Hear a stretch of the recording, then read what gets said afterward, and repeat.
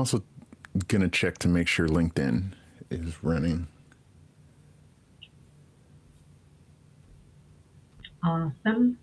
Oh, there we are. Are you watching LinkedIn also? No.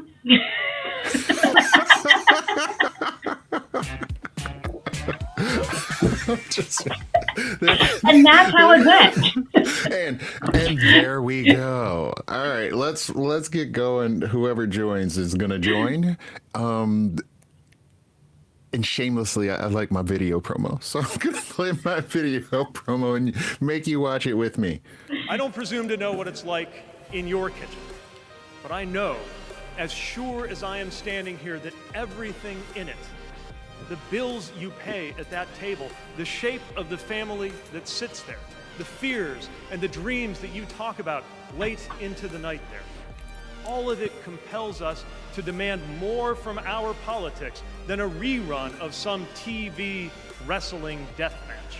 Trump outlined several areas of policy, including a previously unannounced goal of slashing energy and electricity prices by half. It was overshadowed by the personal attacks and insults lobbied at Harris. Just don't do it. Unapologetic. What happened to her laugh? I haven't heard that laugh in about a week. Well, and that's why they keep her off the stage. That's why she's disappeared. That's the laugh of a crazy person. I will tell you. I saw that. It's a crazy. Like, 80s and 90s. That's enough. No. Oh, God, that's enough. Stop That's the legendary Jim Ross speaking. You know why she hasn't done an interview? Because she's not smart. She's not intelligent. Kamala, you're fired. Get out of here. Go. Get out of here. Well, Donald, as the saying goes, if you got something to say, say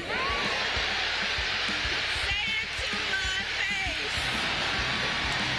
Finally, Philadelphia, the city of brotherly love, the city that loves you back. It's always sunny in Philadelphia.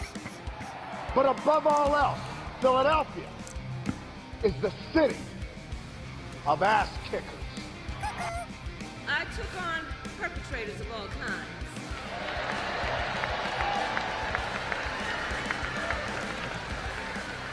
Predators who abuse women.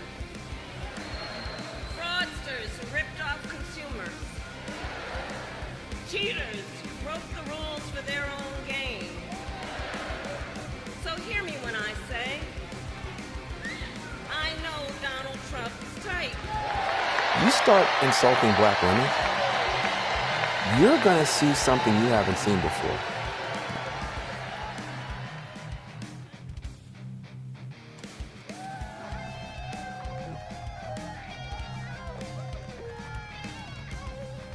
I like the video. I think everyone should be, not forced, but you're very talented. Thank you. I'm very biased. I get to use sound effects and everything. So we're back. Hello. We have survived. I am Dr. Harry Pettaway, a.k.a. Dr. Harry, the equity coach. And I'm here with my comrade, Tahitia. Introduce yourself. Hello, I am Tahitia Timmons. I own and lead Conscious by Us, a coaching and consulting practice in New Jersey. Maybe I shouldn't have said that. We're live. Someone could come and find me. I'm not in New Jersey. I'm actually in Philadelphia.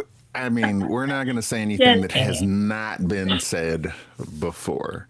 Yeah. And we appreciate everybody that's joining. If you're joining live, if you're joining, what do they call that on the replay? Hey, put it in the chat. I don't even know if the chat is really down there, but I like to say, hey, put it in the chat, and that would be great. Show us some love there. This is our second edition of Around, didn't time it right, and Find Out. We are going to be talking about the reaction to the presidential debate, and I would like to talk about.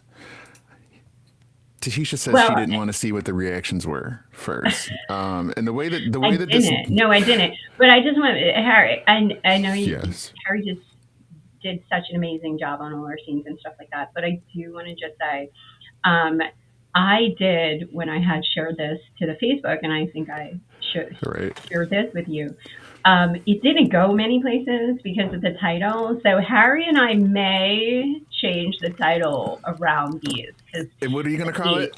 F around I and don't find know. out with what? We should actually probably have people decide for us. No, we don't want people to decide for us, but we probably have to shift it around a little bit because I think the potty word is restricting it in some areas. You mean our First Amendment rights? Our First Amendment rights. I left my USA Kool-Aid cup upstairs that I'm supposed to use as a prop. I think what we'll do next time is we'll add a couple more emojis to take out the C. Yeah. Of the F blank CK. Or, we will take out a couple of emojis. Find out Fridays. And no fuck. It doesn't. I said it out loud. I know it doesn't. It doesn't have the vibe. Hey, so this is how it's kind of funny because this is the second time we did it, and it's actually one of the first times that Tahitia and I had kind of talked about our processes of how we find the information that we put in, how we do our research for the project.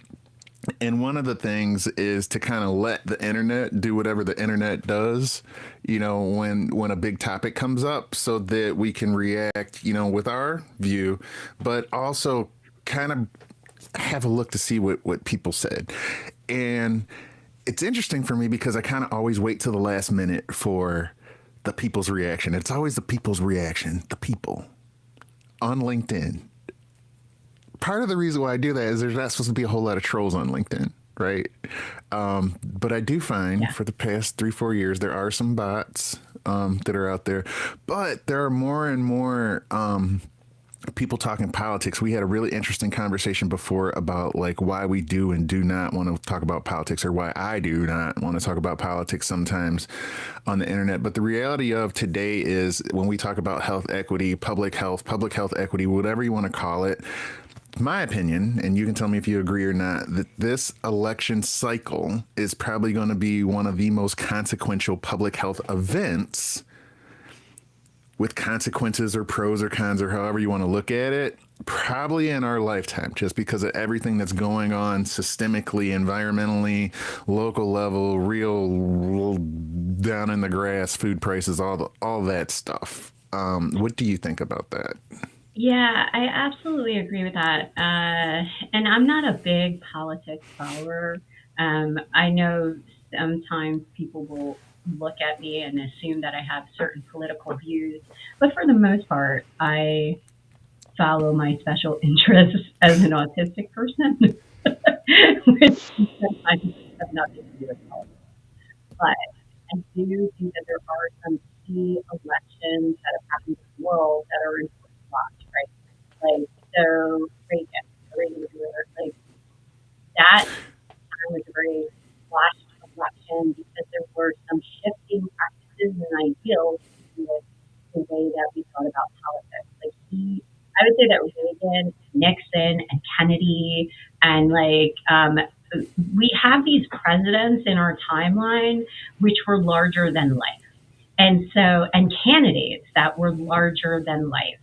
Like, for anyone who remembers Ralph Nader, right? Like, so here's something funny. I loved Ralph Nader when he was when he was a candidate. And I'm trying to remember, I think I was old enough to vote for him when he ran.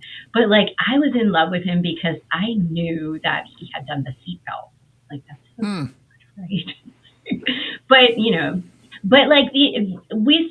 we now have elections that are, there's a piece of entertainment, there's a piece of the brand of the politician that we're buying into. I think we're used to that a little bit differently. And this one feels so important because there's so many new things, right? This could be the first time that the United States has at their highest office a female leader, a woman president, which sounds wild that it's 2024 and we haven't had that yet. Other countries have. And also, a Black woman, a woman of mixed heritage, a woman, period.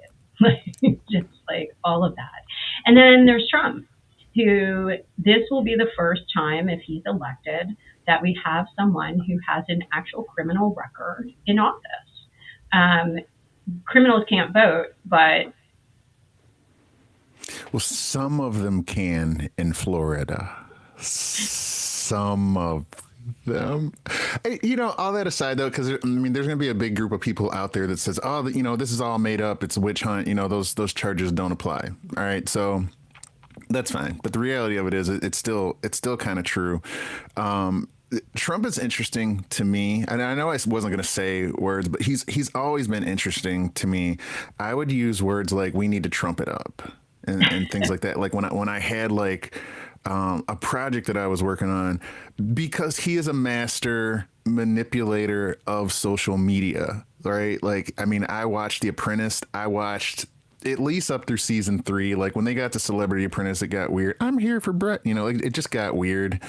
Some of the last shows, but he did have that mystique of being, this hardcore businessman. But the reality of it is, especially like as starting to become creators and things like that, it's all camera angles.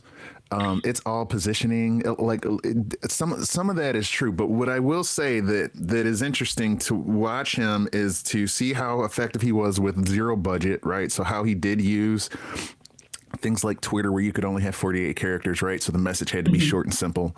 But also this idea of the bully, right? And we can talk about bullies in healthcare maybe later. We can talk about bullies in other places, but if you research bullies and you've done any kind of studying with bullies, what you know is the only thing that you can do, unless you're going to go head to head against the bully, and you can't lose if you do that, is that you have to align yourself with the bully, right? Or the bully's going to make fun of you. And so there's always been like this bully vibe, this pro wrestling vibe. I know he spent time with pro wrestling, and I am a recovering pro wrestling fan. You can still be a pro wrestling fan. You don't have to recover from the addiction. The reality is, I didn't know it wasn't real growing up. So like some of the ideas of what's right and wrong, and how we address what's right and wrong, and how we talk to people, there's a certain generation of us that have grown up that way, which is why I have been waiting for this debate to see how, the villain or the heel or the baby. I'm using pro wrestling terms. And Harry, I'm gonna pause you for a second. Like, I didn't even realize that a lot of the people in our generation, we have a hard time separating truth from fiction. And I think some of that is from, I'm going to blame pro wrestling and like these pseudo shows. Like we are like baby boomers and Xers are the first generation or the early generations where it's like reality show, but it's also kind of scripted. So I think we do sort of struggle with like, is this real? Oh, for sure. So like I think we're like the first Matrix. We're the first Matrix generations where we're like, are we in the Matrix? Like, is this real? Because we are just in it. Like we don't know. It's hard. We are. Okay, so I need to keep us on track. We've 100% do. There's a couple people on, if you wouldn't mind. Hey, say hello. Say hello. Let us know who you are. That would be awesome. But hey, I want to get to some of what the people. More wrestling. What the people were saying. And some of it caught me off guard. Some of it's to be expected. Some I just didn't expect on LinkedIn. But it was all over the place. And then just as a reminder for everybody, whoever's tuning in to hear that this is, Tahitia and I beating up on Trump, it's not that. If this is for you to think that Tahitia and I are here to lift up Kamala Harris, it's kind of not like that either. I'm just going to say it's kind of not like that. But, we can talk about that later. But we are going to talk about this from a health equity, public health perspective. But with that said, I want to get into some of these comments. And I have not seen these. You have not. Can you still hear me? Yes, I can. Okay. I told Harry I wouldn't be completely surprised. You want to be completely surprised. So here we go. And I know there's a lot on the screen screen. I went way out of order. This should be. There's too many.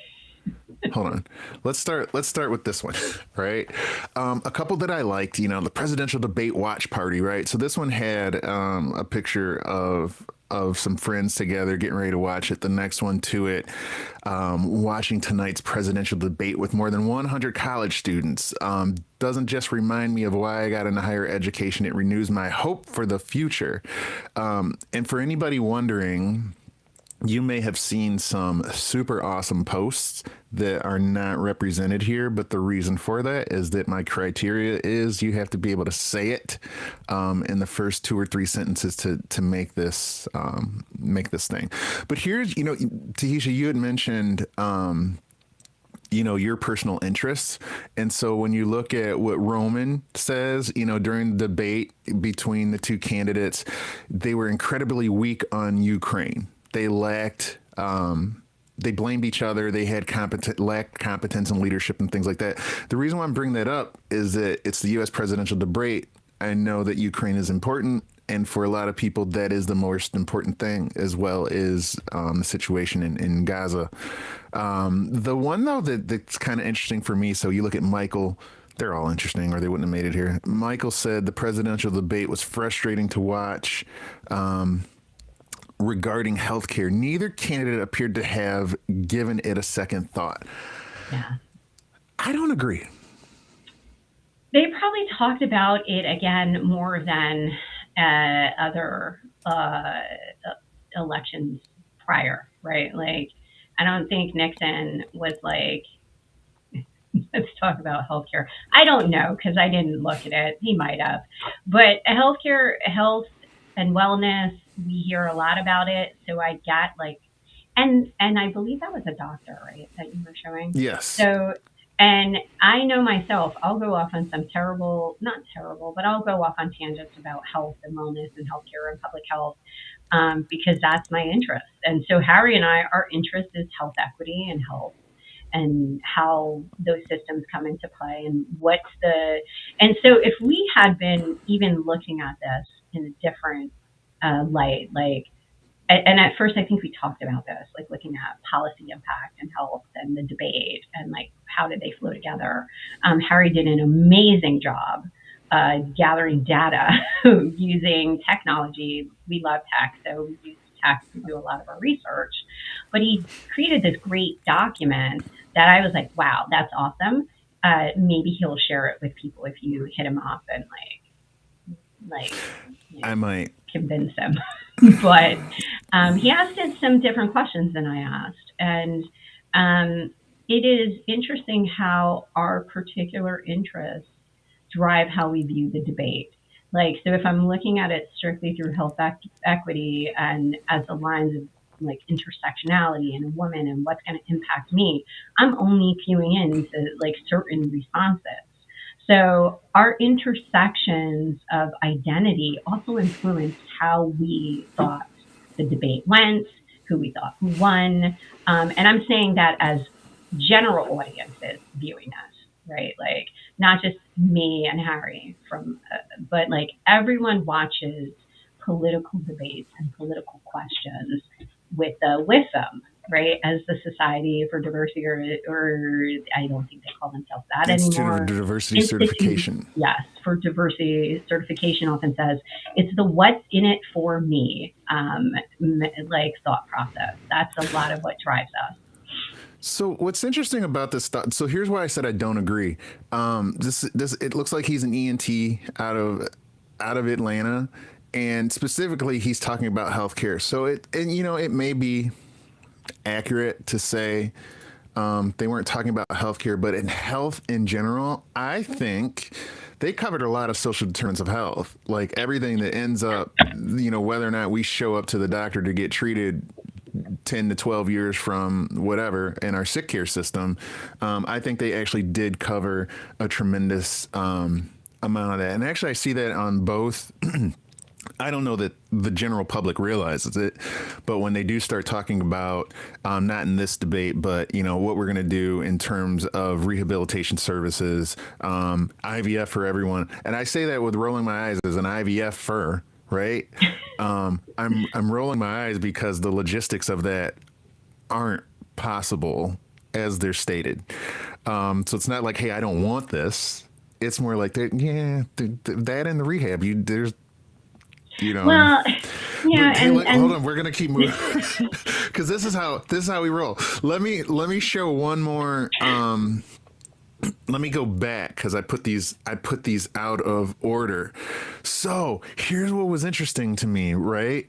When I said that there's not a whole lot of political stuff on LinkedIn, I think it's really about our algorithm. So there's some of the stuff about, it was an ambush for Donald, the bias from the moderators and things like that. Those are interesting to me because it is not fun, but the evolution of how the media is trying to take responsibility for allowing some claims. I'm not going to say all claims because when it comes to policy, it's hard to fact check those. I'm not going to say hard. It's not the same as talking about cats and things like that. But in the upper right-hand corner, Stanford Silverman. Interesting point about failure for both candidates. Neither succeeded in going beyond their base to connect with undecided voters or offering compelling vision for America. I don't agree with that one either, but I'm also going to say, was that the intent of the debate? Well, and where's the undecided market, right? Are they tuning into this debate? Are they undecided young people? Are they undecided, older generations or more seasoned generations? So you got to hit where your market is. And so this is probably like more of a generalization of maybe we're going to capture some undecided people. And then it's also just the looky-loos because I think more people or more groups have talked about this is the debate to watch because it's probably going to be the only one. And he did say he's not going to debate her again. So this was the only debate. This was the only sort of, if they could hash through some of their differences as candidates, where do they differ on these pieces? And Harry and I only looked at it through a health equity lens and health lens and trying to examine it from like, where did they talk about this? And so the social determinants of health were one of the other places that we looked at things. And I'll be honest, I did look at it from another couple angles. You did. But that's what that awesome document is. Well, that's because, sometimes the message matters, the messenger matters, how and why people, like what they're hearing and who is being talked to, all that matters. This is the public health guy in me. But what's interesting is that I know before the debate, Trump was with his... he was FaceTiming with some far right, let's just say right leaning. I hate saying far or anything, but it was a group of influencers because they were having their own watch party. So if you consider that, the idea is, either watch our guy beat somebody up or watch our guy say the points that our guy needs to say or catch the other person lying, right? Because, she's not doing any debates, blah, blah, blah. So, I don't know and it's what easier, right? Well, it's easier to catch candidates when they are not necessarily speaking truth. It's much easier because of technology to fact check something in the moment. And it's also an opportunity for both candidates with some of the fact checking that goes on by the moderators to differentiate truth from fiction. And that is one of the greatest things I think that we've seen in recent debates and discussions is that we can instantaneously know, kind of like, was that real? And sometimes it's only as good as your ability to Google search and get to the meat and where is the truth and how many layers of articles speak, because it's once again an algorithm, right? So We are only as truthful as the algorithms, perhaps, that we're living in, or our ability to issue a really good comp to the AI instruction. Yeah, and we'll get to some. We'll actually show. I think at least one of those fact checks later. The one at the bottom, these Robbie, these are interesting to me. I'm going to read it and then I'm going to come back on screen. You know, now who thinks ABC leaked all the questions in exact order for this debate with Kamala Harris? Now, granted, like I didn't read the rest of the. We live in meme culture, so I didn't read the rest of his post, right? So maybe it was just like you know, like clickbait. But I will say for anyone else that thinks that, look, if you didn't know what was going to be asked at this debate, like I knew what was going to be asked at the debate. I don't think it was a leak. For a good 2-3 weeks, they've been saying, here are the questions that are going to be asked at the debate. Not ABC didn't say that, but you know, one of the candidates was going to have to talk about why one was going to have to talk about why she changed her mind. Right? Because you're not allowed to unless you're a VP candidate. But that was a joke. One of them was going to have to talk about that. The other one has said so many things that something's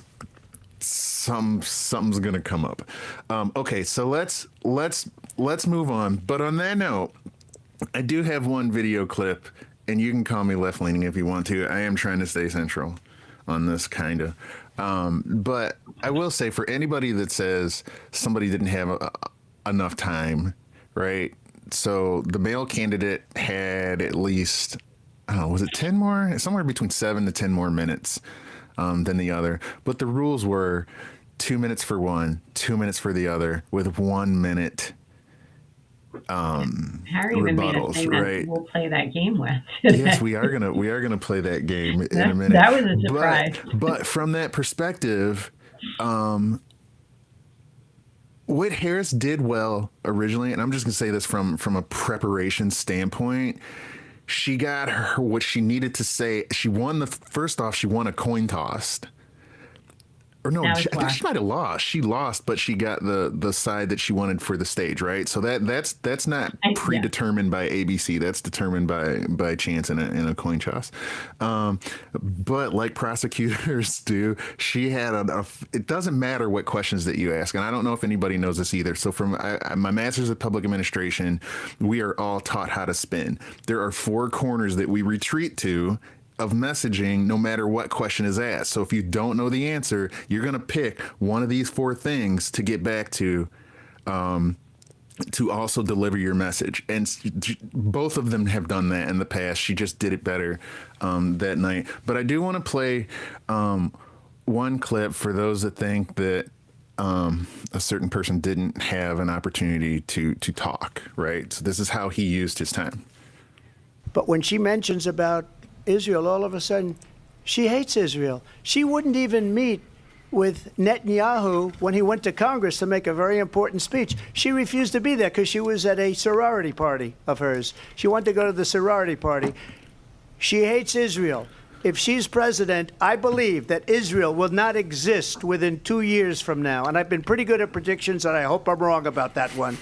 She hates Israel. At the same time, in her own way, she hates the Arab population because the whole place is going to get blown up. Arabs, Jewish people, Israel will be gone.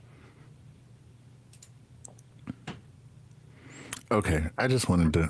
You didn't know I was playing that. You did not know. I didn't. I don't think people can see us as we're watching, but like, I might have had a similar like. And I just want to say, so I'll be honest, I did not watch the last end of the last 30 minutes, 25 minutes of the live debate when it was live. I watched the whole thing, but I fell asleep. And like, what surprised me was when you said I was surprised you even watched it live at all. So I perhaps did not see that. I might have listened to that, and so I got to really take in her face, which many people talked about, like how she reacted. And I think she did, and this is just strictly opinion, I think she did a great job with reactionary spaces, like that made you. Do you mean So I believe that a lot of our, not believe, but it's true about communication, right? A lot of our communication is unspoken. So by her having those phases of like the reaction phases, which old debates, I think if you look at old debates, um, like you were trained not necessarily to reflect any emotion to someone you were debating. And then the style changes. Like it's like, how would you say that? Not like over the top, because Trump has some very over the top faces that he will do, in reaction. But I think her reaction faces were much better or different than like Biden's in context. And we should do a follow up. So, and I didn't mean to over talk you. I'm sorry. No, you didn't. I jumped right in there. But yeah, I did notice that swayed me. The face that she was making during his answers sometimes swayed me. She had more body animation. Yeah, I mean, she was prepped, right? She wasn't. It's a strong black woman trying not to. Biden was yawning. That's what he got tagged on the last time. It's a strong black woman not presenting as an angry black woman in the room with the bully and no crowd. And so some of the other videos, and we can talk about this on another day, but when you watch some of the other videos, it's interesting to see that he's so focused on trying to talk to these two people. I'm like, no, this is what I'm telling you, two people. And because she's been saying the same things in all of her, like in all of her speeches, wherever she's going, can come back to the camera and is just well rehearsed on her talking points. And so she would actually talk to people. So let's actually move on to why we're here. And we are going to talk about healthcare access and health equity. And so for people joining us, Tahitia mentioned earlier that we use some technology to kind of dig into this debate a little bit more. And it's a process that I started working on. I was doing a project with the state of Michigan, and it was like hundreds of pages of previously made recommendations towards health equity. How do you look at that? Sure, I read them all, and I listened to the speech, looked at the transcript of the debate. But at the end of the day, it helps to query or have something else to help you. And so I'm going to say we built a custom AI model to assess the speech and ask it health equity type questions, right? So the questions were, what were the healthcare themes, health equity themes that were throughout the debate.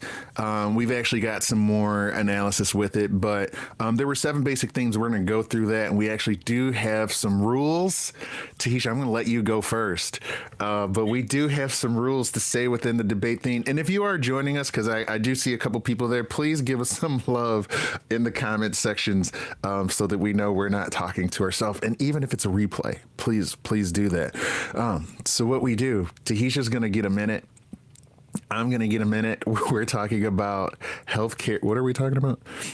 This one is healthcare access and equity. Equity. And what the GPT told me is that Harris fights to protect healthcare. Trump aims to repeal the ACA. We know that seems a little biased. That is how the prompts are written, to try to make it concise to fit on the screen. So it is not intended to make people think one way or the other. Tahitia, are you ready? So I am ready. There's good pressure too. There we go. It's going. Awesome. So for health equity and access, so my thoughts around this, and my, when I was looking at this through the bot and the framework, so Harris did kind of consistently, she defended the ACA, and she really was about emphasizing its role in expanding healthcare access, kind of helping out with some of the disparities that are out there. She talked about enrollment success. So there's over 21 million people that are enrolled or enrolling for 2024. And she stressed the importance of like maintaining it and protecting those who need it. So Trump, I don't think, and this is where we like I disagree a little bit with where AI went with this. I felt like Trump has been very. Go ahead and finish your thought. Okay, I feel like Trump has been criticized because he has been said, like, I'm going to repeal it. But really, what he has said is that he would repeal it if there was something better. And there is not something better that he could come up with. They did have 8 years. Excuse me. You're getting into my time now. Hold on. I'm going to reset my time. Thank you. This is making me laugh. Hey, first off, the thing that I didn't expect was for them to talk about the ACA. I thought that was fascinating. There was a gentleman earlier that said, hey, nobody talked about any policy. Nobody talked about anything new. Like when we showed the clips, the reality of it is it's one of the first times that people had an honest discussion about the ACA. The question to Trump about why did you not get rid of the ACA? He's like, well, I didn't have anything better, right? So my choice was to work with it and fix it. And even if you talk to Democrats back when the ACA was pushed, they knew that it was not perfect. It was not great, but it was the one chance to push it forward to get something on the table. So I do think, like, from a debate standpoint, it was a conversation that I did not expect. I'm not sure many people picked up on the nuances of trying to deal with legislation like that. Hey, I hit my time. We do have more time to talk about it, so hold on. We'll just switch. I don't know. How'd you like that? You were so good with that. How did you like? Did you like? No? That was awesome. I loved it. There we go. I loved it. There we go. It's harder than people think to get out my chat GPT points. But we do have to keep it brief. So what else did you want to tell me more?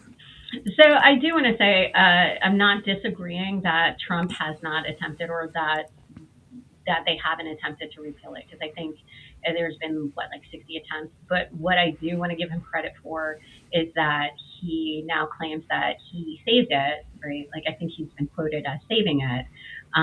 But it, like, basically he just says, he's just, it will never be great because it's so costly. And I think most Americans agree health costs are getting out of control.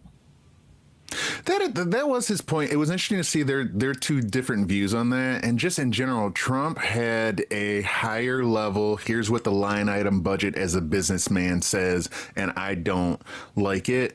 Harris tend to be more like, but this is how it's going to play out in the streets. Right. So you can take it out if you want to and say you save some money, but it's actually going to cost us more a little bit later. So maybe we should do a thing on the ACA later, because like I said, I did not expect it to come back. There is, for those watching, especially on video, if you want to joke about healthcare coverage, this is not a new debate. Check out what Dave Chappelle had to say about it, because it's kind of funny. And it's a joke. It is joke. It is. We know we're not sending anyone to Canada, okay? But it's funny. We have some funny things in here. Funny ladies.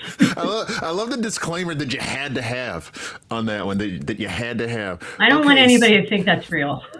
So this one, let us move on. So let's talk about the pandemic, which again, it was interesting that it came up, and I was curious how it was going to come up. So how about I go? Hold on. I go first this time. I gotta get my circles. I gotta get my circles right. So the thing that was interesting about the conversations around the pandemic is that it had to do with the economy. When the economy was good under Trump, it was before the pandemic. What happened during the pandemic, I thought that the conversation about Operation Warp Speed, right? So that was Trump did a good job of getting that vaccine out, even though it could have been out faster if he did not end the research that was being done about it. And I do want to point out that Harris was one of the people that said, it was too quick. I'm not taking that vaccine. There's something wrong with it. It was not said in the debate, but I think that that's interesting. But I will say also, from a public health perspective, we wrecked our response to the pandemic originally, we literally all could have went inside and let it blow over. But no, we had to have our right to get sick and build up our immune system. Okay, I'm out. Yeah. I kind of like this framework. Oh my, that was awesome. I just want to give a shout out to you for including her original response to this You pandemic, know? which I want. Okay. Wait. This is not No. Are you ready? categorizing her into any Hold on. racial. Okay, I will go down. So this is not categorizing her into any racial group, but I will say many of my Black and brown friends were hesitant to get the vaccine, and there were a lot of efforts to address that mistrust of health and from that community, because we know we have the systemic distrust of some healthcare providers. I will say that Harris seemed to lean more towards health and the response as being a right and the access to the vaccines as a right. I did clearly hear Trump say he did a phenomenal job with the pandemic. They made ventilators for the world. And I will have to say, there was a lot of confusion during the pandemic about how best to respond, what he should have done. He definitely should not have done maybe some misinformation, but they didn't talk about that during the debate, which I was surprised she didn't challenge him on that. I know I got whistled. I will always get whistled. No, we can keep talking. Keep going. No, but I do think that was a interesting part. Interesting is such a filler word. I got to work that away. So I did think that was a miss for her from the health perspective, because the misinformation from a president should be taken more seriously when it comes to health issues. And there were some real disseminations of not quite true information during the pandemic. Just supporting some of the things that are very social media driven. But in some ways, that almost makes him more relatable, right? Most of us get a lot of our information from places we should not. So I found I do find him to be highly relatable from a character point. And I'm sure everybody is surprised at that, right? Here I am saying I find him relatable. He uses the relatability factor, and he used that during the health crisis in a negative way. And I thought that was a miss on her part to not point that out. If he wasn't relatable, half the country wouldn't have voted for him, right? I mean, it's that simple. Regardless of what the other half thinks, he's relating to someone. There was so we didn't have enough time for all the clips, right? But there was actually a really, I thought, great interaction where she spoke more assertively about the handling of the pandemic, how that impacted the economy, how that impacted everything else that had not been done before. And so it's this idea of it went along with hey, I handed you the greatest economy ever, and this is this is why you're doing so good. I gave you the greatest economy ever, and she basically came out and said bullshit. This is what was wrong during the pandemic, and it speaks to, I think, some of the reality of what happened during the pandemic. So a lot of the financial challenges that people have, I'm going to say the homelessness issue, she did talk about that. That was exacerbated. I don't even know if that's a real word, right?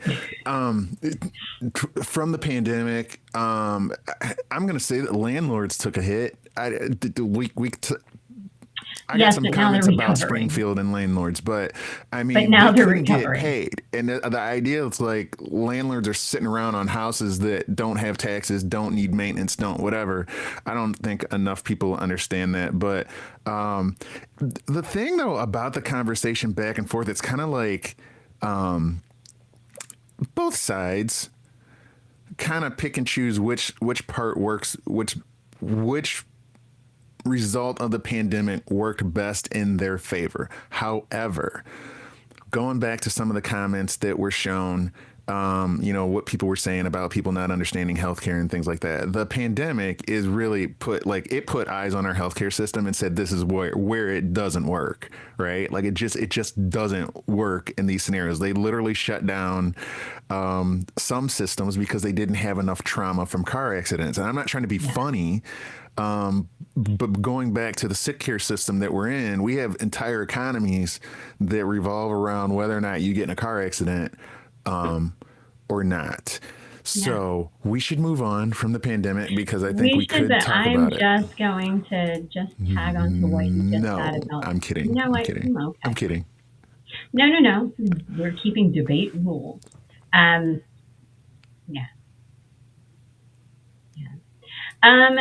While you got that up there, I'm also, you know what? I'm going to take my second. The economy is complicated for a variety of reasons because we have a TikTok attention span, meaning we forget Hashtag that we TikTok shut me down. span. But we forget that, it takes time for the things that happened at the beginning of the week sometimes to really impact us.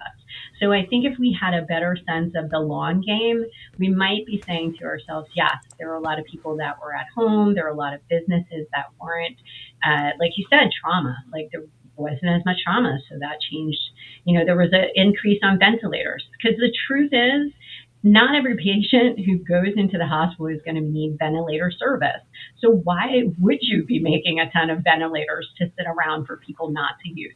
That is not how business functions, right? That's why you buy t-shirts now and they print them on demand, because we have got so efficient with technology and what we believe is going to be the need for the public that we don't have a lot of excess. And so if we weren't utilizing a service, it was like there was no money coming into that during the pandemic. So then you have to have recovery time. And so when he says, I handed you a great economy, that's not necessarily true. And I got whistled and it wasn't my time. How come I don't have a whistle button? Producer privilege. That's where it comes out. I don't want to so do this. Here's another when you have time, especially on the replay, go check out this. It's a Comedy Central video. It has to do with changing opinions about, which is really funny because Fox was the first major news network to actually cover the pandemic. I don't like Tucker Carlson, but Tucker Carlson was all over it. So it's interesting to see how this played out for clicks and likes and things like that. So we are moving on to racial justice and systemic inequity. I know. Right? It's just I tried to say it without reading it, and that's what happens. Harris accuses Trump of racial division. Trump claims economic wins. It's hard for me not to say black jobs in this one. But okay, here's the clip that I picked because it talks about race, and it's really the one reason why I tuned into the debate. I want to ask a bigger picture question here tonight. Why do you believe it's appropriate to weigh in on the racial identity of your opponent? I don't, and I don't care. I don't care what she is. I don't care. You make a big deal out of something. I couldn't care less. Whatever she wants to be is okay with me.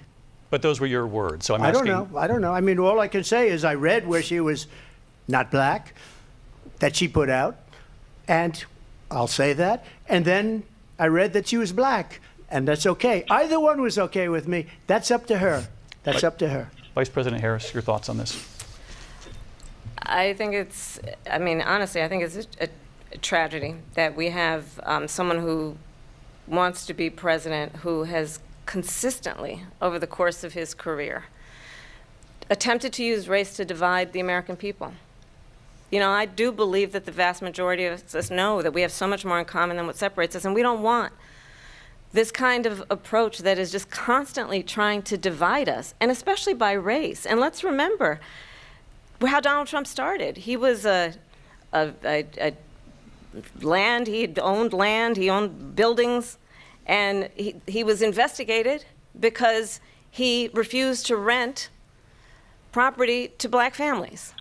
Let's remember, this is the same individual who took out a full-page ad in the New York Times calling for the execution of 5 young black and Latino boys who were innocent, the Central Park 5. Took out a full-page ad calling for their execution. This is the same individual who spread birther lies about the first black president of the United States. And I think the American people want better than that, want better than this, want someone who understands, as I do, I travel our country. We see in each other a friend. We see in each other a neighbor. We don't want a leader who is constantly trying to have Americans point their fingers at each other. I meet with people all the time who tell me, can we please just have discourse about how we're going to invest in the aspirations and the ambitions and the dreams of the American people? Knowing that regardless of people's color or the language their grandmother speaks, we all have the same dreams and aspirations and want a president who invests in those, not in hate and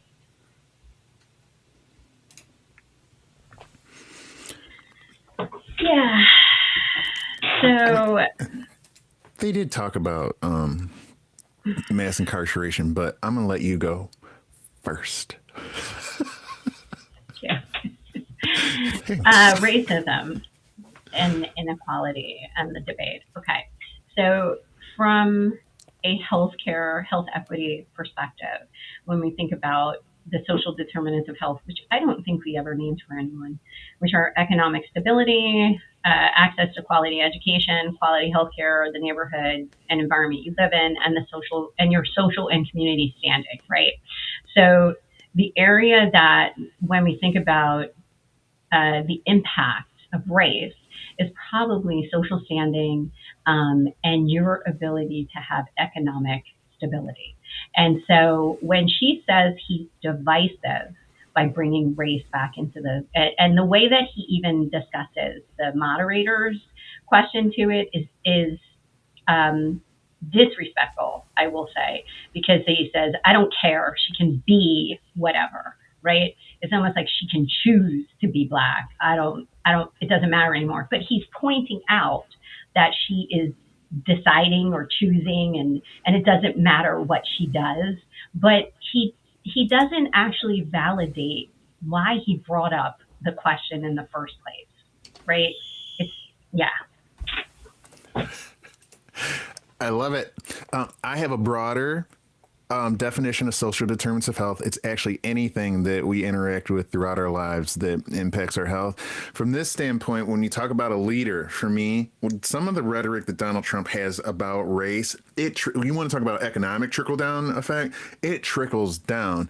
What was interesting for me, I've been in these conversations before with someone that said something. Now you're in a room with them one-on-one, how do they answer that question? So it was interesting to see how he fumbled. But I will say this, I think that the way that she responded to that question without saying like, how dare you say this because I'm black? I think her response is going to go down as epic. I also think she had help with some of her responses from Pete Buttigieg and perhaps the Obamas. But I know that sounds conspiracy theorist, but I think it's going to go down epic in terms of how let me whistle myself. Okay. I would like to take my minute of rebuttal because I gave you 15 extra seconds. But when we start, so in the debate, they did talk about not mass incarceration, but like criminal justice reform and things like that. If you look at the ticker, there's some information in there about Project 2025. I understand that somebody says that they're not related to it, but I do have an analysis that shows that almost every author in certain key sections are former, we had good people working for us of the former administration, and they align with some of the stuff on his website too. So when you start talking about immigration and you start talking about being tough on crime and who has a right to express their First Amendment right, whether it's the people that were in the streets protesting George Floyd, Breonna Taylor, and too many to list, or it were the Patriots at the January 6th meeting that was polite, that somehow got inside the Capitol doors. When you have racist, dog whistly rhetoric, like he proposes, it makes things difficult for everyday people like me and you, right? When we're trying to do our jobs out in the street, and we're trying to make equity better for health, better for everyone. So I think those words matter. And I also think it matters in how the policy then gets developed, and how people vote. I'm going to pause and give you an opportunity to push back. So, I do think that she did a great job with her response, because it is that old playbook of dividing people, divide and distract, right? Let's focus on this.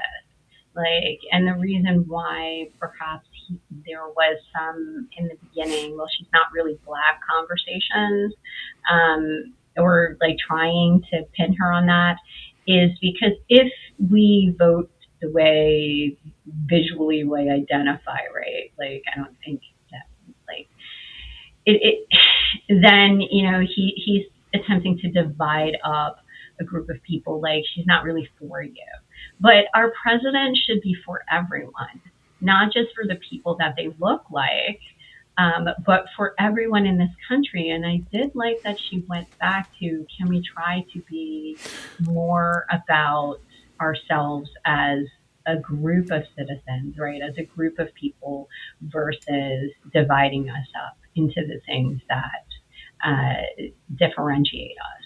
And I'm not saying we need to be a melting pot, but I do think we might want to be more hopeful, right? Than not hopeful. And this is a joke too. I think that in general there were a lot of, including me, I appreciate that she didn't jump into take the bait on talking about race before this time. So I feel like politically she picked the best time, and there were also a lot of people looking at that. Now there might be some folks that don't agree with me on how, some Black and brown folks that don't agree with me and how she replied to that. I do think she has a lot of proxies and surrogates out there that defend her, whatever her background is, so she doesn't have to. But I do like that unifying message, which is partly why I think, how do we have to deal with this shit every day in the work. Some of us have to deal with it every day in the workplace. So it's interesting to see how at that level, how somebody would deal with it. I also just quickly, and I am going to just jump in and pause you because we are almost at the end. Yes. I do want to just say that two things. My definition of social determinants came from the CDC, and so I do accept all your belief around that too, but I just wanted to say where I got that from. And then identity, as someone who I identify as Black, but my heritage, if you want me to parse that out, I am a mixed person of ethnic background. And so even though, if you need me to break it down, I can, but most people will see me as Black in the room. And that is, I feel Black, not in the, and I am Black. So I feel like identity is very self. So if, I think she answered it kind of perfectly. What is it any of your business too? Because nothing about my identity should impact how I do a job. And I think that is the piece that sometimes is screaming inside of me. What do you care that I am a woman, that I am queer, that I am Black, I am Jewish, that I'm also white, European, Russian descent, that I also have, that I'm disabled, that I'm autistic? What does that matter if I can do the job? Oh, for sure. I think, and it's identity, not what does my identity have to do with, unless we're stereotyping people and saying certain identities have less ability. And we don't want to say that, do we? But that's what's silently being said with some of this stuff. And Harry doesn't disagree with me. So I'm not trying to say that at all. This is just my thoughts. No, because we were coming to the end. I don't disagree at all. And a couple key points then on this. It is interesting to see how race is playing out in politics, like when they do and do not talk about it, whether it does and doesn't matter. And so the poli-sci folks, right? I mean, they will start to, okay, there's 13% in this county, and here's what's important to them. So here's what we have to do for them. Too bad it only happens like that every 4 years. Do you know what I mean? Like, what is your special interest? How do I help you with that interest? Because I want your vote. But that's the reality of it. And then also, going back to some of the pandemic, just in general, making decisions, you have to look at how that's going to impact people. And sometimes it has unintended consequences on Black and brown people, or it has intended consequences, things like redlining and stuff like that. So when I said that this is the most consequential public health event, that's it. And then last thing on the social determinants of health, government agencies use those because that's how they have to craft their policy. You can't craft a policy about how I interact with Tahitia or how I interact with my teacher or anything like that. So when you start looking at things like housing, economic, those are some of the most critical ones. Education is considered the most influential, just so y'all know. So the whole thing of the discussion about student loan debt and whether or not students need to go to school or not, education is considered the top social determinants of health because it impacts everything else, your finances, how you comprehend stuff, and all that. I completely disagree with that. Word. I believe it's health. You believe it's what? I believe it's health. You believe it's health? Because I can go to school if I'm health. Health. I believe it's health only because if I'm not healthy, I'm not going to school. I get you. Telling you what the research says. I know. I'm agreeing to disagree with the research. Okay. Just because we're debating. We are getting into. We are not. Can we cover this? I don't even know if we can. How long are we supposed to be going with us? Because we are at 1 hour and 2 minutes. Well, are you proposing a part 2? No.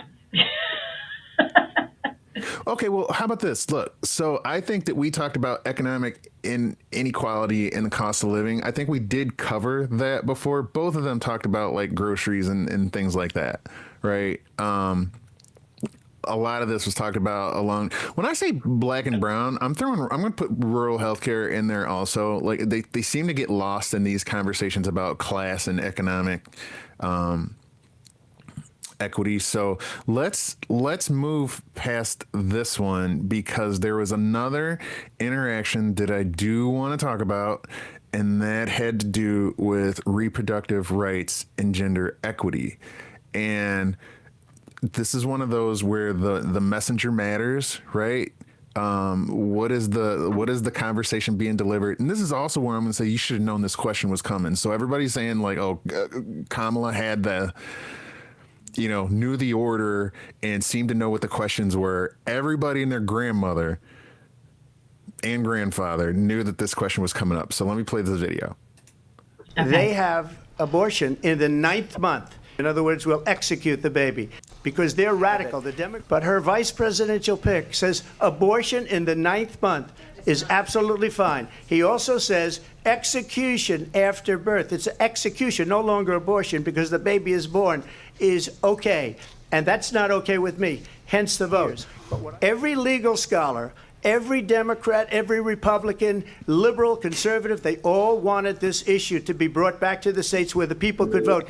Now, it's not tied up in the federal government. I did a great service in doing it. There is no state in this country where it is legal to kill a baby after it's born. Madam Vice President, I want to get your response to President Trump. Well, as I said, you're going to hear a bunch of lies, and that's not actually a surprising fact. I have talked with women around our country. You want to talk about this is what people wanted? Pregnant women who want to carry a pregnancy to term, suffering from a miscarriage, being denied care in an emergency room because the healthcare providers are afraid they might go to jail, and she's bleeding out in a car in the parking lot? She didn't want that. Her husband didn't want that. A 12 or 13-year-old survivor of incest being forced to carry a pregnancy to term? They don't want that.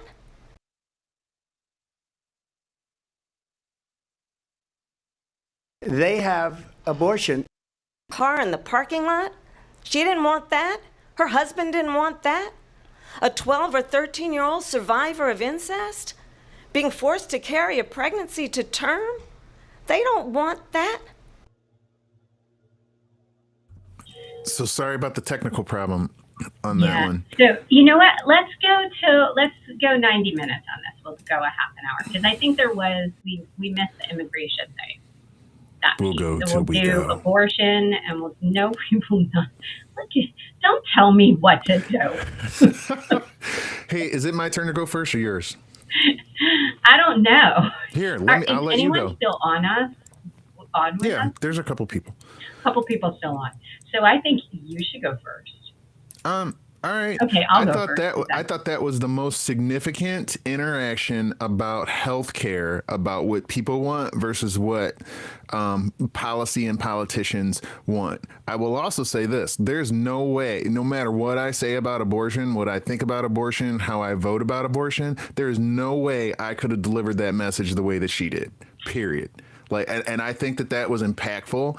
I think it was probably the biggest moment of the debate, and he had to sit and take it. I don't have much to say about it other than she really brought home what's wrong with the process. I will say this though, full disclaimer is that he did say he approved or agreed with exceptions, but that was a prepared statement that she came out with, but I think she just nailed it. Here, I whistle myself. You were under the wire with us. I know, because it was simple to me. So, ready? Here we go. Yeah.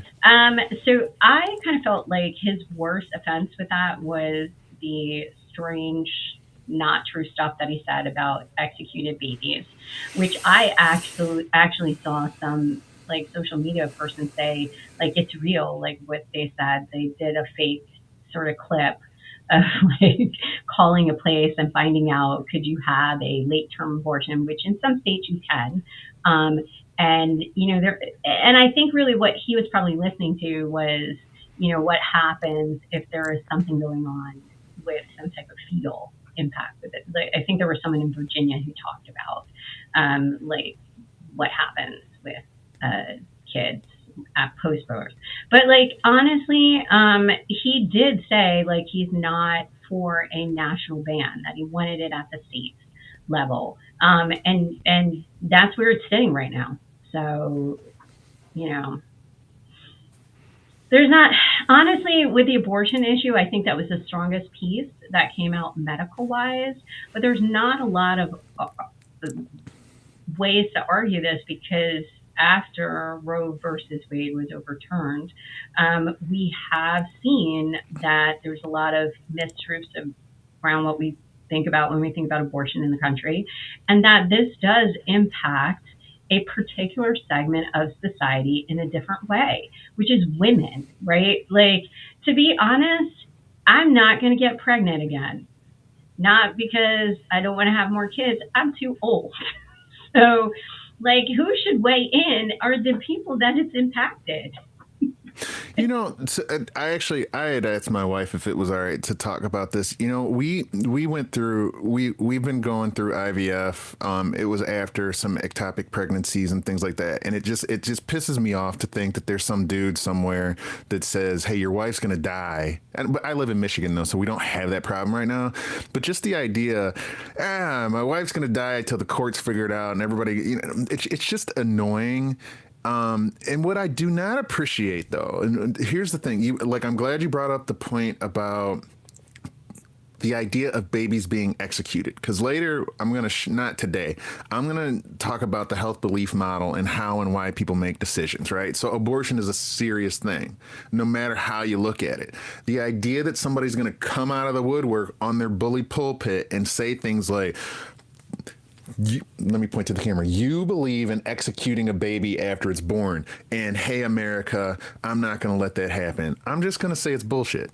So that's why that interaction was so interesting for me, just from the delivery of both of them, because it was going to have to be. You knew it was coming from the Trump camp. And you knew there was going to have to be a response. She's been well versed on this for a couple years. So I think that just from a general, like, how does it play out in the streets for people? I think that was the most significant health equity discussion that was there. Here's another QR code. I don't know how you make humor about abortion, but it does have to. I think that you might find some of this very interesting. I think if you're in, so I'm going to say this.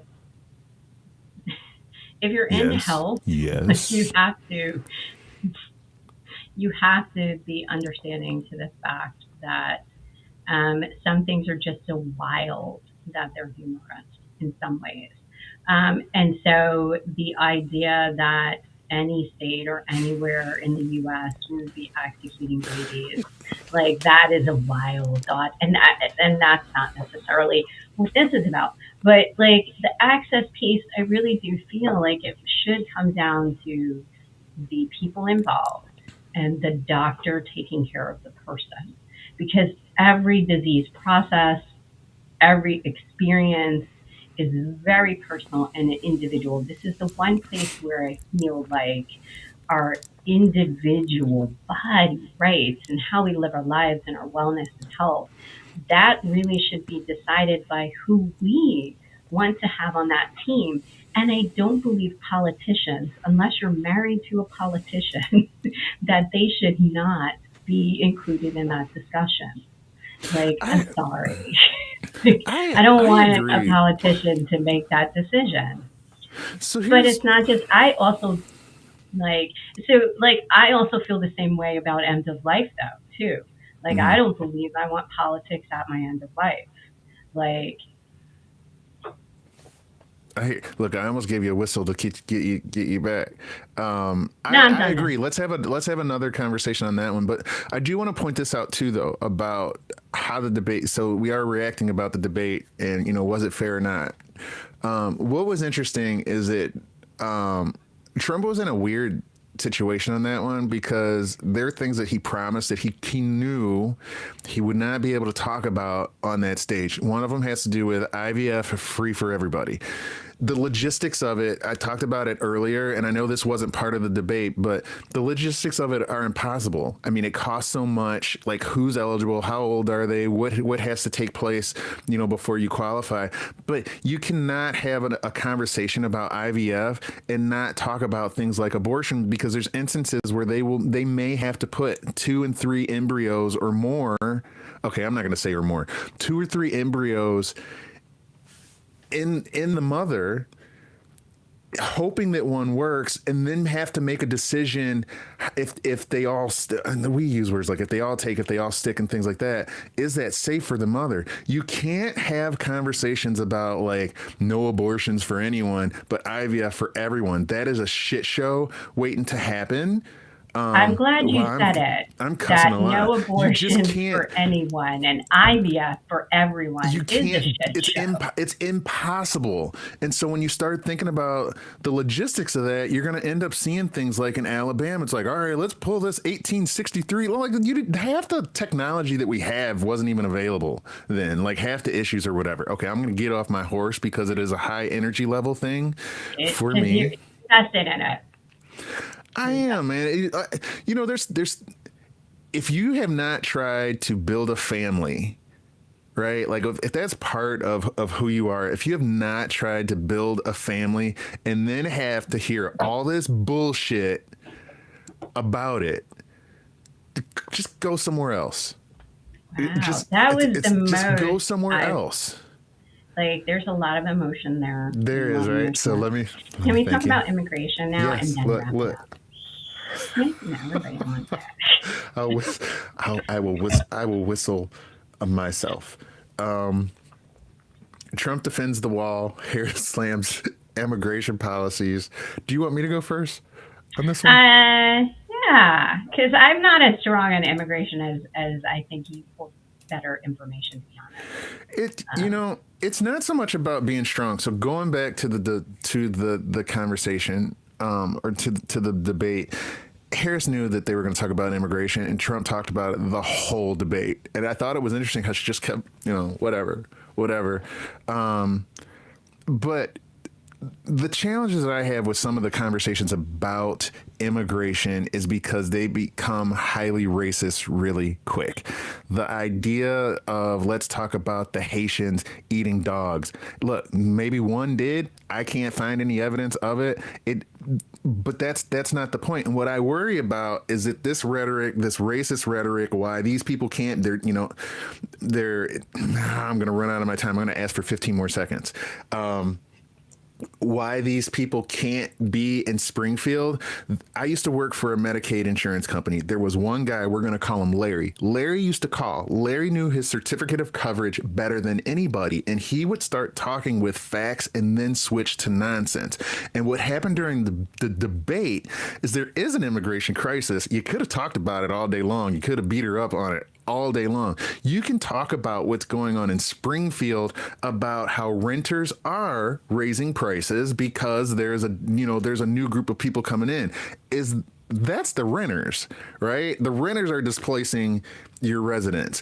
We can talk about the tax on the community infrastructure, the idea that, we're used to driving on the other side of the road. All of our insurance rates and things like that are going up. We can talk about all those problems related to immigration.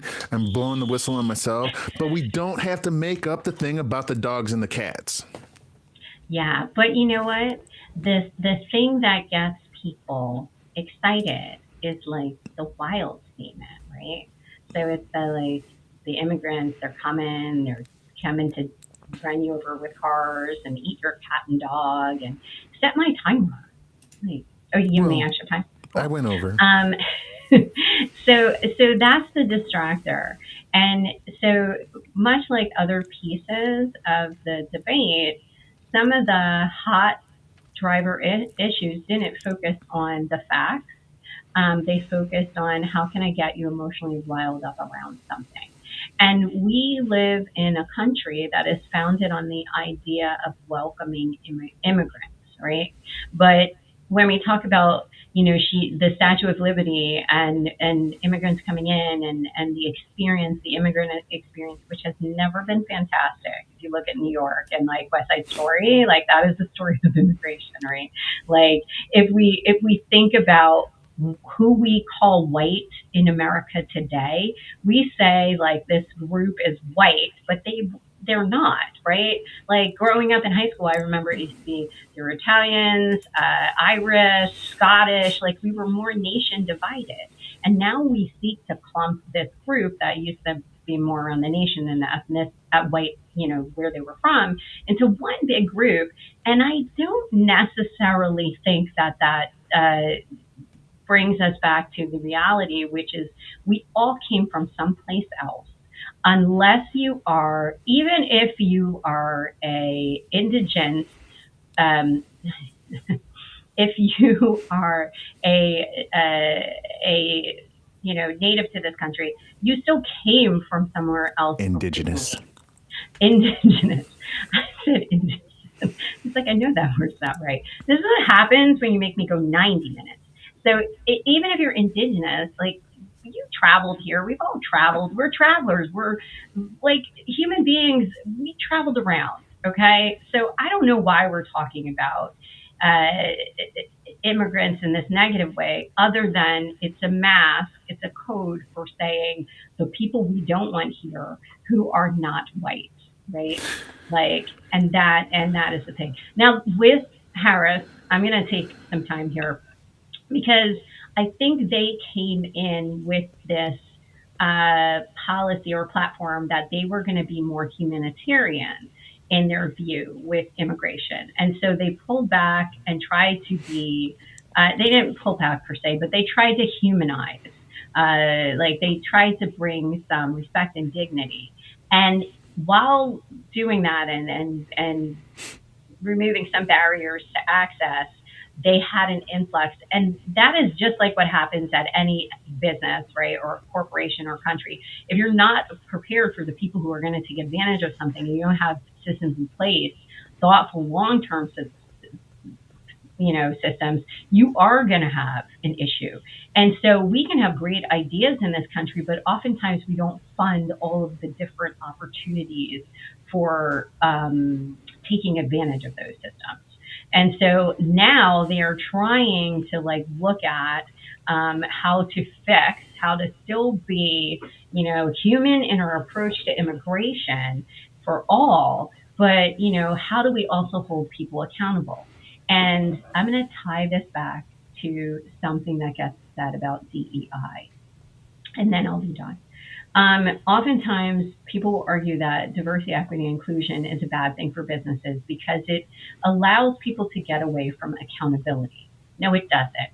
If we create policies and we're very thoughtful and we think about what actually happens and we do the peanut butter and jelly project management stuff to everything, we will be able to then hold people accountable because we can see where you might have some potential issues and problems. It's the same method that factory lines use. Like, let's troubleshoot it before we get there. Let's figure it out. And I don't think we do that really well. And we didn't do that well when they tried to be more thoughtful with immigration. And we don't do that well when we talk about any policies where we try to include anyone, like everyone. Like, we don't think about, well, what is that going to look like in practice? I think we should come back and talk about. This is just my opinion. No, and it's fine. We should come back and talk about it. The immigration in general right now, it's a shit show. And so one of the things that are interesting are that instead of it being border states now, for some reason, like, hey, we don't want them in the country, but let's ship them into the interior of the country. It makes me giggle a little bit, but I'm gonna say this about it.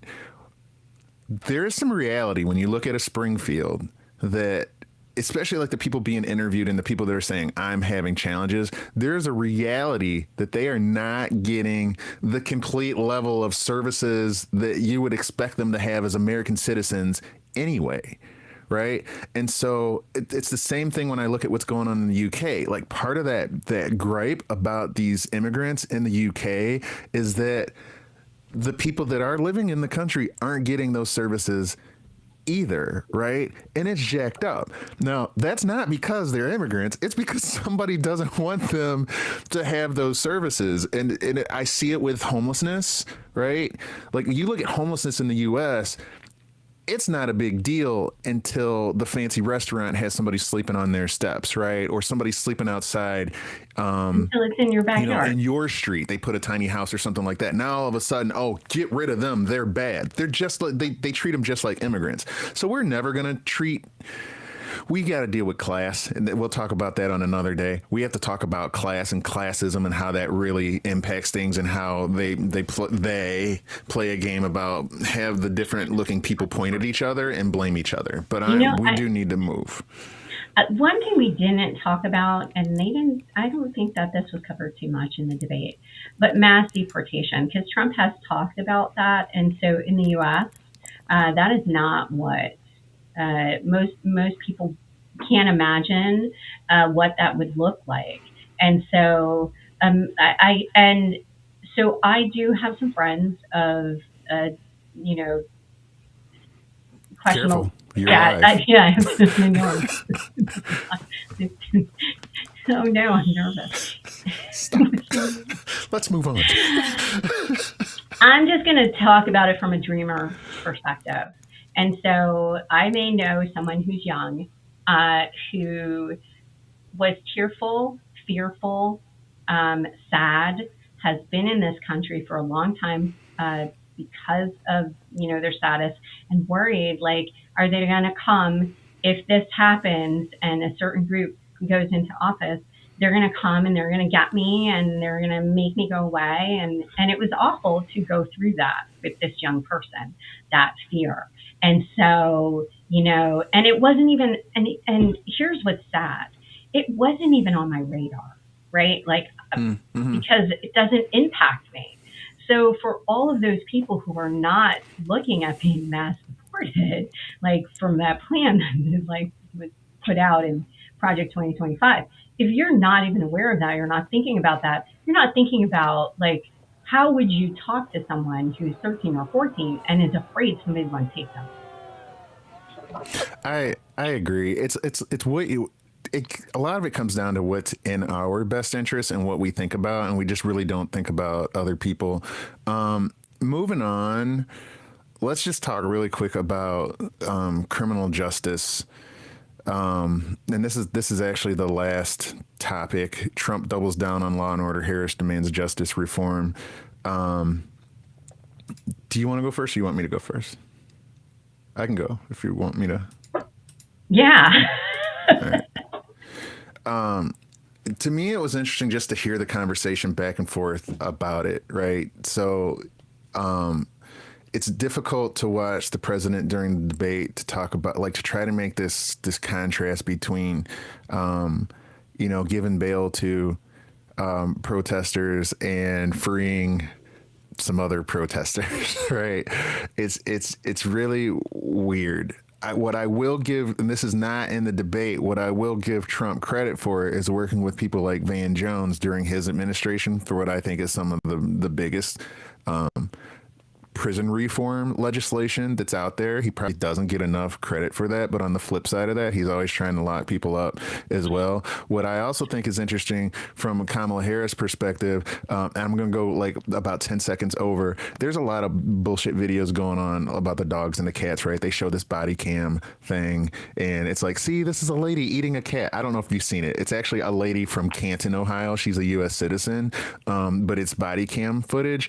And the reason why I think it's interesting is that I do have a guilty pleasure of watching body cam footage videos on YouTube, but Kamala Harris is really one of the people that made that a national thing. So like when we find out what happens with it's the whole body cam, it just wouldn't be around without her. I don't know if people like, especially like on the left, I don't know if she gets enough credit for that. But what I didn't appreciate during the debate in general, and it just makes me anxious about some people, is like, what is criminal? Right?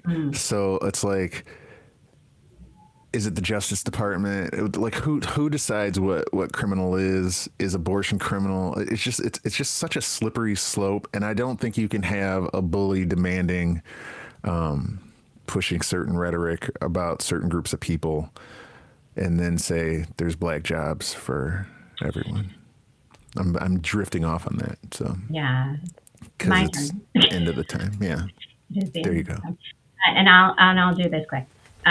So my thoughts around it were, when we look at justice reform and what she was perhaps trying to point out is that of anyone on the stage, she has been a prosecutor. She understands some of the process behind that.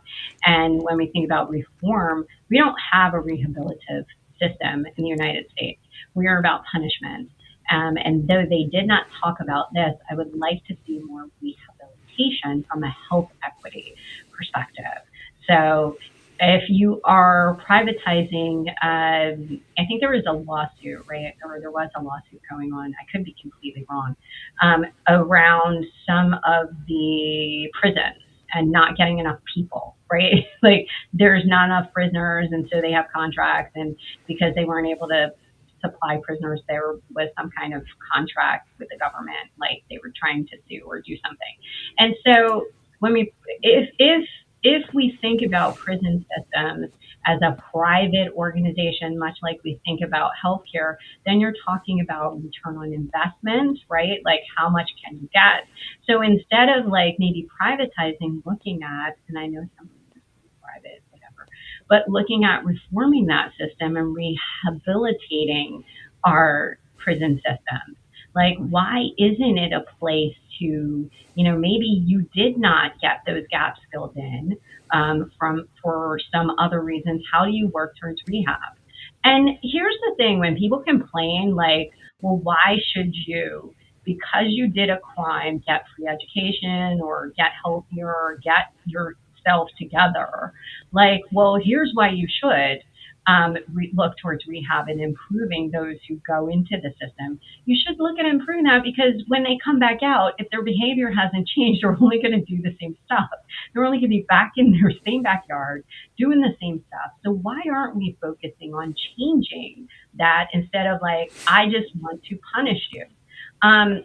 It's adults who are committing crimes and teenagers, right? It's not small infants that are committing crimes and toddlers.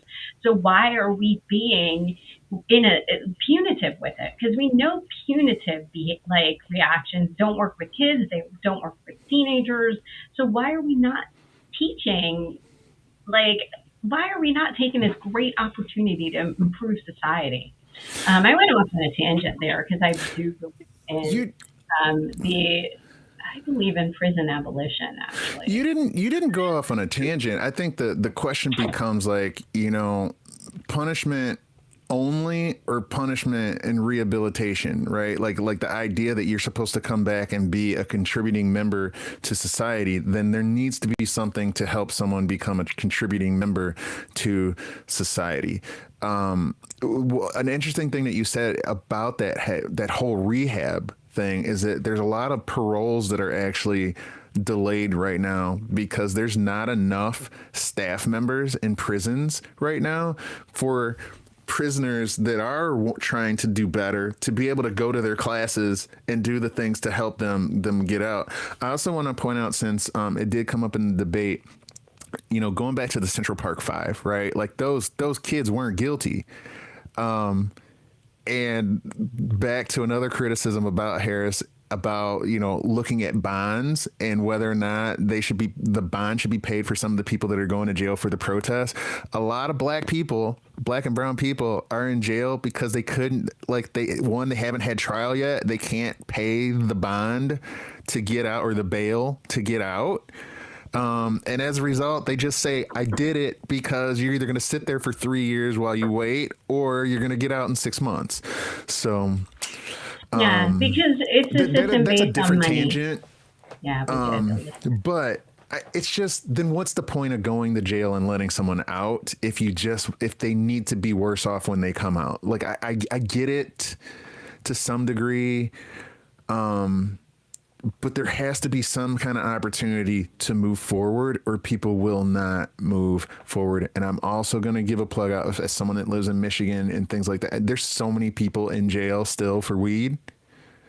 It's ridiculous, right? So they go to jail for something like that. They go to jail for a parking violation or whatever. They learn how to be a criminal. And right? Jails are not fun. I don't know who is running around saying like, ooh, you got free jail. Like, you got free squares. Like, it's not like you got free squares at the university cafeteria where you have choice. It's not like in one center of the jail, there's like, hey, you want salad works? It's not the mall cafeteria. I'm not trying to go to jail. But real talk, like, I'm not trying to say that people shouldn't be held accountable, that there aren't bad people out there, and I have enough friends that are cops, right? Like, it's just, there are bad people out there and they need to be held accountable. But we do need to take a look at what it's really all about. Hey, we are well over. But you know what? I don't care, because I had fun talking to you. I had fun too. I had fun. Here's one more QR code about justice. You might not like it, but I did. It's another Key and Peele sketch. Hey, you want to find out how to get a hold of us? How to get some of our services? Would you like to be coached by one of us? Would you like to talk about health equity? Perhaps you have a book that you want to talk about in Tahisha's podcast or something like that. Or you want to join us here. QR code for Tahisha is on the screen. My QR code is here. Hold on. Let me go back. Let me pause. for the QR code for Tahitia. Slow count is on the screen. I'm going to play some music. I think anybody who's here already knows us. This is me. Hey, Tahitia, it was a blast. I kind of like this format. I think you agreed to come back for 3 more. I did. We're going to tighten these down, though. I feel like we won't have a 90-minute debate to talk about. Well, you know what the other thing is? I think we talked about how our process for like half an hour before we actually got. So, forgive us for that. But in my best Tim Walsh. Wait, hold on. Let me move my mic.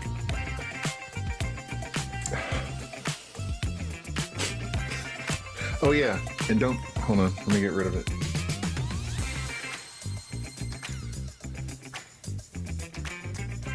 Okay, that's not biased.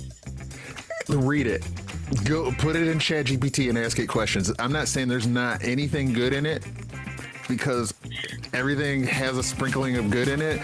There's a lot of crazy crap in there, and it does align with a certain person's webpage. So, did you know that the left created transgenders, by the way? The what? The left created transgenders. They made it up 2 years ago. Isn't there some clip out there that says you can spin a wheel and you get your choice of being transgender, in jail? Let's shut it down and we'll come back and talk. Thanks to everyone who joined us today. I had a blast with Harry. If you like these, look for more of these. Bye. I can't find the button to close it.